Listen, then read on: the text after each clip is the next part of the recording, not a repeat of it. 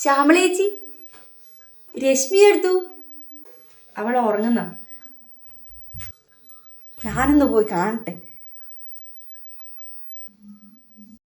അല്ല, മോള് കിടക്കുന്നില്ലേനുവാ? അമ്മ പറഞ്ഞ് മോള് കിടക്കുന്നാണ്.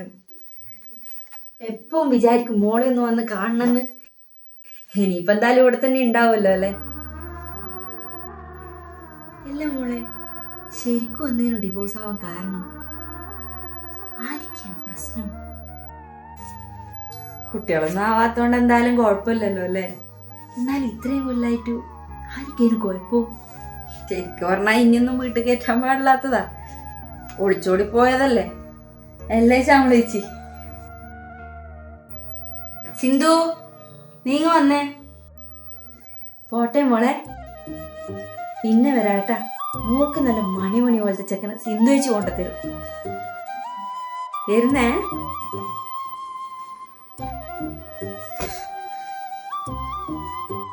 സിന്ധു, ഒരുപാട് വേദനിച്ചിരിക്കുന്ന എൻ്റെ മോള്. നിങ്ങളെപ്പോലത്തെ ഉള്ളവരുടെ നാവ് പേടിച്ചിട്ടാണ് ഒരു മുറിൻ്റെ ഉള്ളിലോളം ഒതുങ്ങിക്കൂടുന്നത്. സ്വന്തം അനുഭവത്തിൽ വരുന്നവരെ, ബാക്കിയുള്ളവരെ എല്ലാവരെയും വേദന നിങ്ങൾക്കെല്ലാവർക്കും കളിതമാശയായി.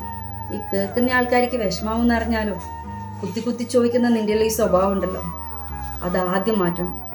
അതാരോടായാലും ഇവിടെ വെച്ചിട്ടാണെങ്കിലും. ഓള് നിന്നോട് തിരിച്ചിട്ടൊന്നും പറയില്ല എന്ന് എനിക്ക് നല്ല ഉറപ്പല്ലേ? അത് നമുക്ക് തിരിച്ചു പറയാൻ അറിഞ്ഞൂടായിട്ടല്ല, പക്ഷെ നീ അത് മുതലെടുക്കാൻ പാടുള്ളൂ.